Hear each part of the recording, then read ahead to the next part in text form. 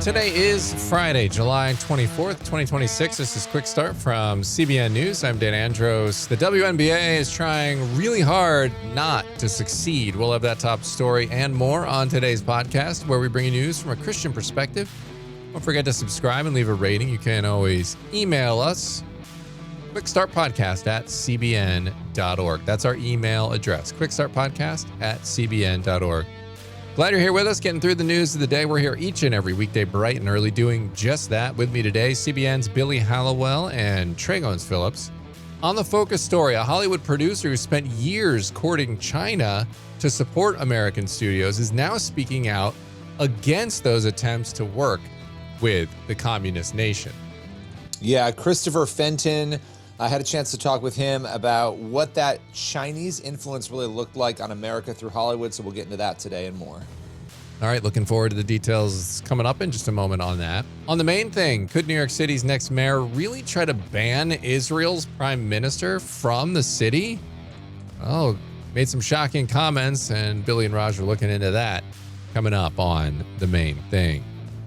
All right, want to tell you about our sponsor for today's podcast, as always, Christian Solidarity International. And for decades now, they have been rescuing, serving, and helping persecuted Christians around the globe, some of the most dangerous spots, as you know, at this point. And it's amazing the amount of people that they have helped. I mean, you're talking thousands and thousands of people. It's probably essentially countless at this point. And there are just so many stories of individual families that they come alongside. And it takes a lot of resources and effort to develop these relationships, to build the networks of people and the contacts.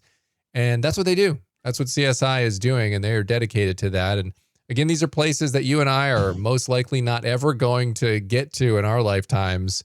And we're here praying for them. But if you want to do physical and tangible things that can assist them in the immediate, then what you do is you go to csi-usa.org/quickstart, csi-usa.org/quickstart, and you too can help persecuted Christians in need. csi-usa.org/quickstart. And President Trump says he's considering a massive attack on Iran as the U.S. rapidly builds up forces across the Middle East. Trump told Israel's Channel 12 that he's close to making a decision, saying Iran hasn't felt enough pressure yet, and warning the U.S. is fully prepared for a much larger military operation. Pentagon has surged special operations forces, fighter aircraft, and more than 150 additional medical personnel into the region, while also deploying a B-1 bomber in what reports describe as a significant escalation of the U.S. military posture. And Indiana Fever star Sophie Cunningham isn't backing down after igniting a bit of a debate this week. It started when Cunningham told ESPN she believes girls' sports and locker rooms should be protected from biological males, while insisting she wasn't expressing any hatred toward anyone. Well, those comments sparked some backlash, and critics accused her of being, quote, anti-transgender, and some articles even described her as, quote, disgusting. But a day later, Cunningham doubled down, telling reporters, "I said what I said, and that the issue is common sense," reiterating that protecting girls in sports is a matter of her beliefs and values, while also saying she loves and respects everyone. Those are just some of today's top headlines. You can check out more stories over at cbnnews.com. And guys, I find this fascinating. These articles that were coming out from WNBA beat writers and others that are covering the sport, they are just, I don't know, they seem determined to want to kill their own business, because they finally, after decades of kind of languishing, with the rise of Caitlin Clark, they got a lot of new eyeballs, a lot of new sponsors, a lot of new ratings numbers, new revenue coming in, but they continue to attack their most popular players. I mean, we've seen Caitlin Clark literally get basically physically assaulted on the court at times from seemingly jealous players. And then now Sophie Cunningham, whose star is also rising after if you don't know who she is, if you've seen that blonde-haired woman on the basketball court pointing, the meme where she's pointing around the guy, that's her. It went viral. She did that on the court a few weeks ago.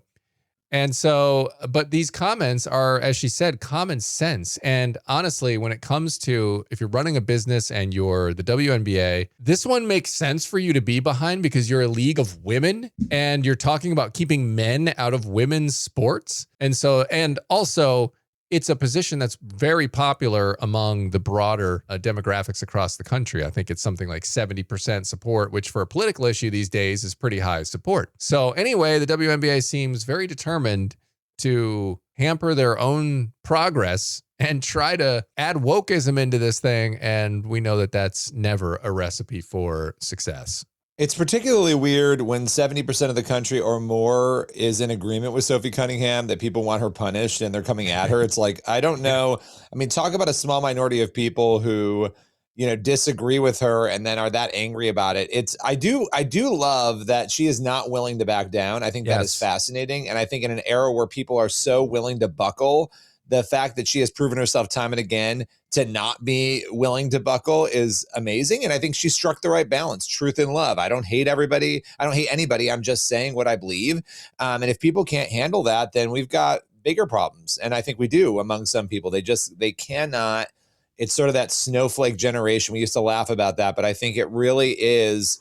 Even if you disagree with what she's saying, people calling for her to be punished and all this other stuff over, again, a position that most people hold. Well, I mean, not to overstate the obvious, but what's weirder than that is the fact that people playing pretend somehow have more rights than actual females in the WNBA, which is supposedly this bastion of protecting females. I mean, it is like that has been their calling card since day one. Obviously, it was created to level the playing field so that women had professional access to sports the same way that men do in the NBA. So it's just nuts that this is a conversation that we're having at all for the fundamental reason that it's nonsensical, right? It's just, it's impossible, right? A man can't be a woman. You can pretend all you want, but that's fine. Pretend all you want in your own time, but don't come after actual women who want to be protected to play sports the way that they should be able to do. But most importantly, go to the bathroom, take showers, be in a locker room, and not have to fear that there's going to be a male with prying eyes looking in on them while they're in a private space. So yeah, I think the fact that we're even having this conversation is absurd, and good for Cunningham, good for Caitlin Clark for being people who, and so many others, Riley Gaines, who are out there willing to say, look, I'm a female and I'm going to stand up for females, and you're not going to silence me for standing up for my own sex. Yeah. And and I agree also. I agree with all that. And also what you said, Billy, about her doubling down. That is the thing, honestly, that has allowed some of these more radical ideas to kind of permeate and continue and linger around, is because when they come at you with things like, if you notice when they attacked her, all the words were like, she's dangerous, this is anti-trans, and all of these buzzwords that they try to throw at you to make you scared and, oh, I must have done something to harm someone. And that is where people usually buckle when there's a whole big wave of it and you're in the middle of the firestorm. They buckle under that. Well, she did not. And notice how amazing and unassailable her response is, because obviously we know it's grounded in truth as Christians who believe scripture and how God made us male and female. He made us. And so she knows that. She's talked about her faith and she's very comfortable in that. And I think, and hopefully playing for an audience of one, which is God. And so hopefully that's her kind of anchor on that and what she's basing things on. And that should give you comfort to say, you know what? I don't care what the viral comments are on me online, critics. I'm just going to go to an audience of one, speak the truth and do it in love, which she did, all of those things, and let the cards fall where they may. And that's a great, lesson for us all. So, interesting one to watch. We'll see how the Sophie Cunningham drama plays out, but she has talked about her faith. So that is something to look out for too. And I'm sure we've got posts on it. I can't remember off the top of my head where that would be, but her faith story is really good as well. She's growing in that. So, all right, we are going to go to the focus story now. And a Hollywood producer who spent years trying to get China to support American studios and the things they are doing now is speaking out against that very thing. So tell me the story here, Billy. Yeah, we've got Christopher Fenton. He's the producer of the new film Bad Counselors. He told CBN News that Hollywood is always trying to find new businesses and new sources of capital to help make these expensive films and projects possible.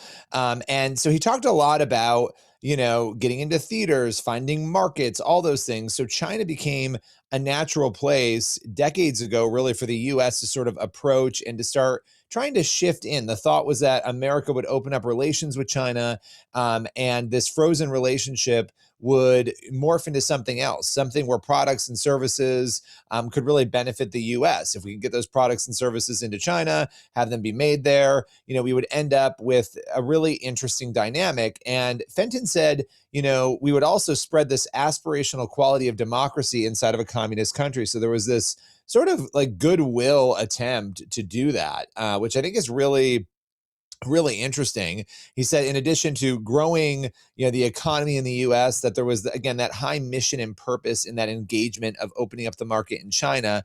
He said, what we've found over time is that aspirational quality of democracy inside a communist country plan hasn't really worked out all that well.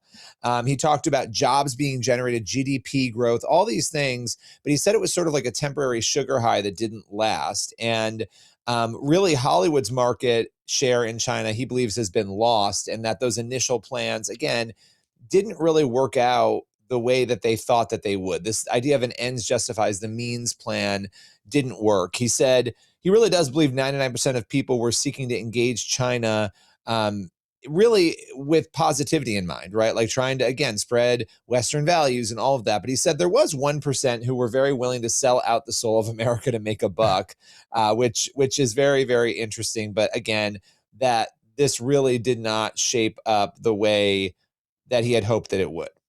And so how did all of that lead to propaganda? Yeah, so this is interesting because it basically became a propaganda engine in some ways, the Hollywood ecosystem in particular.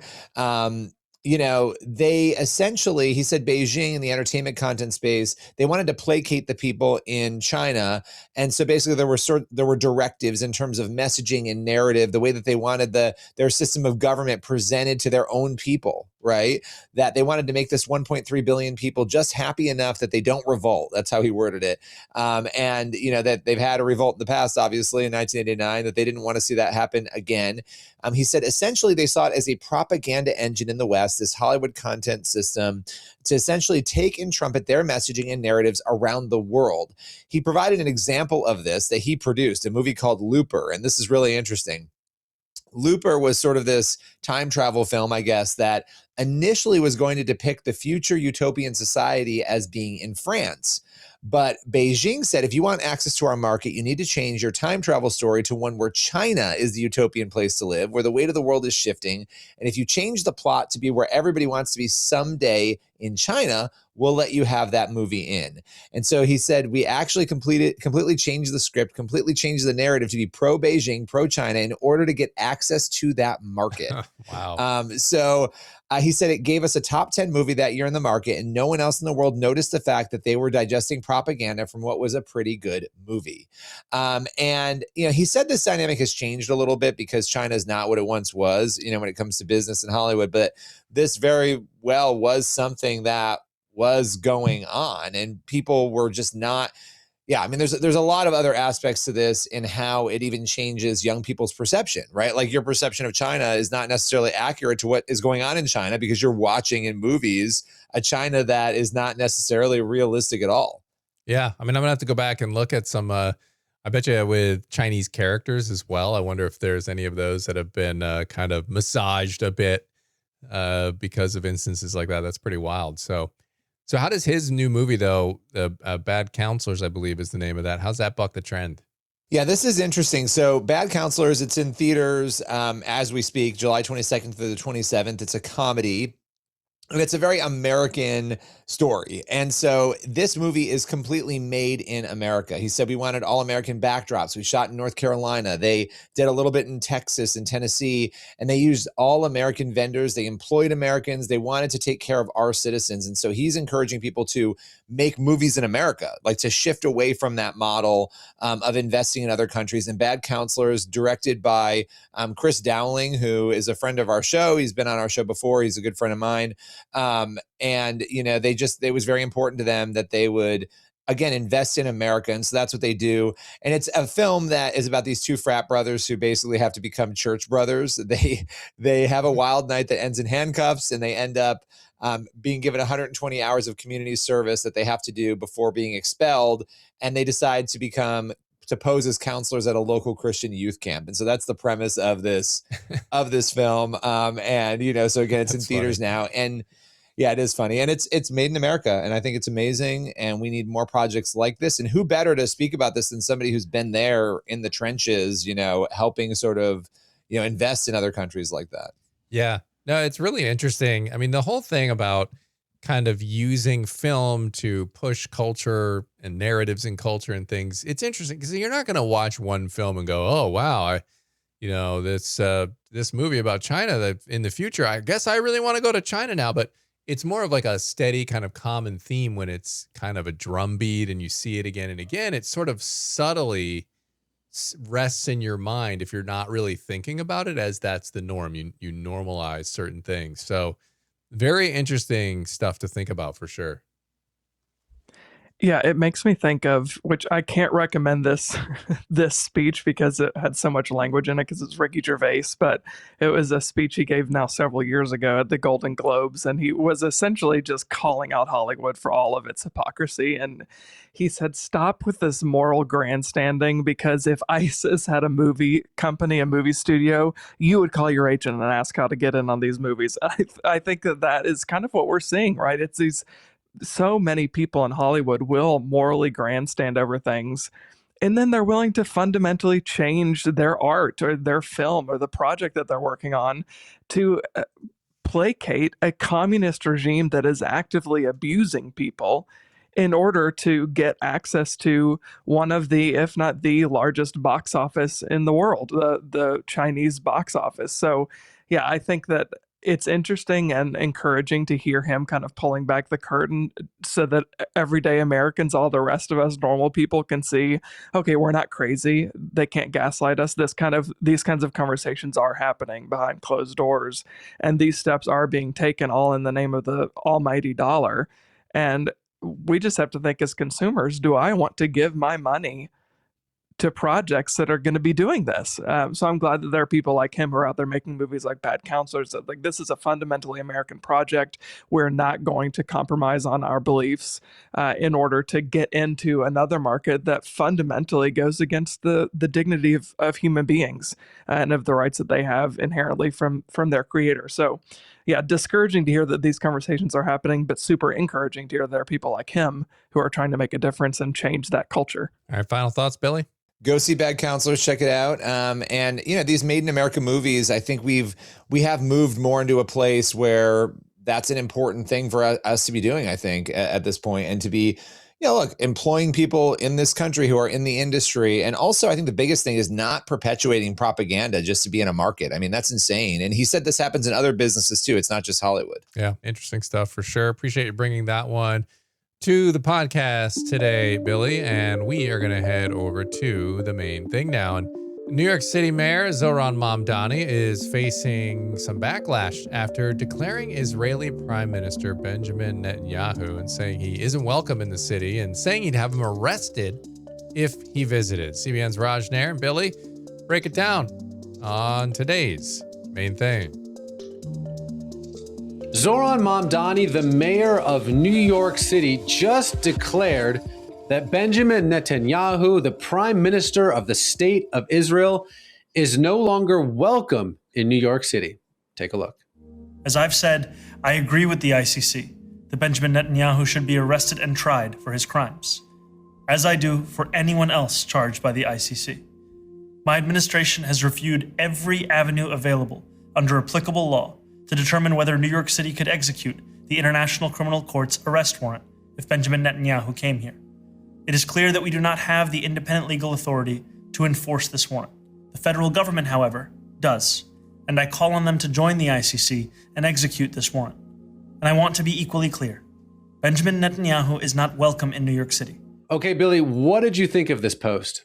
You know, I think that this is incredibly bizarre to watch a sitting mayor of one of the biggest cities, the most important and powerful cities in the world, sit there and basically call Netanyahu a war criminal, say he's not welcome in the city, and to go on and on for 2 minutes about all of these purportedly horrific genocidal activities that Netanyahu has undertaken while not mentioning any of the underpinning issues that have led to the situation we're in. Hezbollah, Hamas, October 7th, the idea that the reality that Iran, that we're currently at war with, has repeatedly called for the state of Israel to be wiped off the map. All of those things are genocidal. You have literal organizations, Hamas, Hezbollah, that their entire existence is dependent on trying to drive Israel out of the land.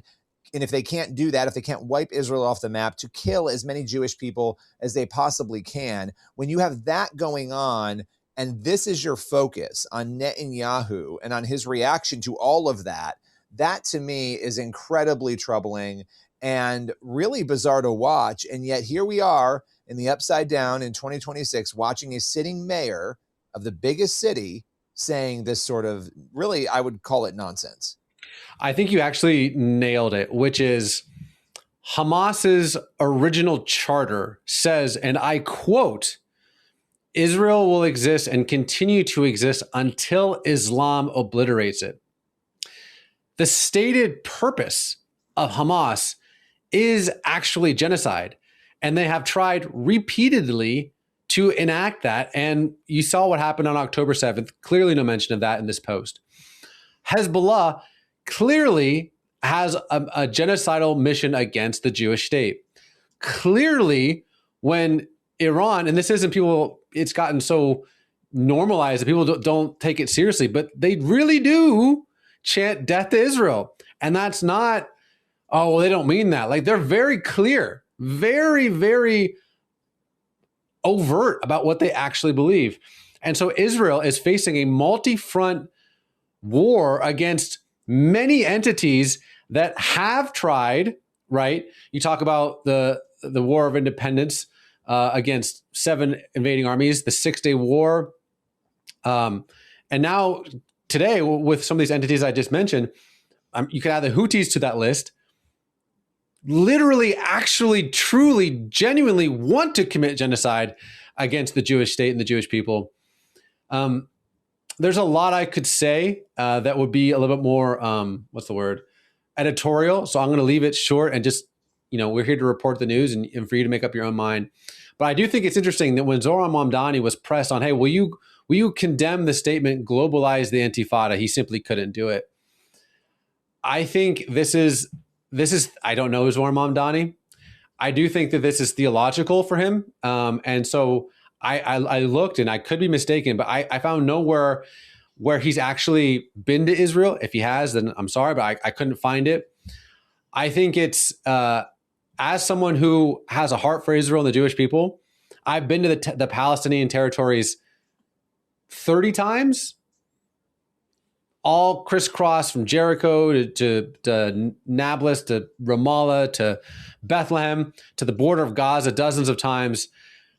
And I think as the mayor of the most influential city in the world, it's incumbent upon him to find the context. So my hope and my prayer as someone who has a heart for the Jewish people and Palestinians is that hopefully he can interact more with more Israelis and potentially go there and see the war that they're fighting and see the reality of the situation. And let's talk about the second Intifada where Palestinians were just walking across open land and just blowing themselves up in buses and bars and restaurants and pizza shops. You can't really understand it unless you've been there. You can't understand the context unless you really dive into it. And so I think it's incumbent upon him with just this unbelievable platform to remove his predisposition, which I think is strong, and I understand that, and allow himself to understand the broader context. But obviously that's neither here nor there. This is what would you say, Billy? 51 million people watch this video, a million likes just on X alone. This is having an impact. And so I think, yeah, I mean, it's simple. The biblical mandate is to pray for the peace of Jerusalem. We are living in some very intense times. But again, our job here is just to tell you what's happening, to show you a story that we probably never thought would have been a reality. The mayor of New York City saying to the state of Israel, your prime minister is no longer welcome here. Our job is to simply tell you that information. But as for now, Billy, do you have any final words? Pray. We got to be praying for Mamdani, for the Middle East, for this situation. I think really for clarity and understanding. This is a real spiritual moment. We have a lot of people very confused about what's happening in the world around us. And, we need to be able to speak into that with clarity, and we need the Lord to open hearts and minds. And so my hope is that he does that with Mamdani, with the 1 million people who like this post, and with all the others who are agreeing with it without fully understanding what's truly going on.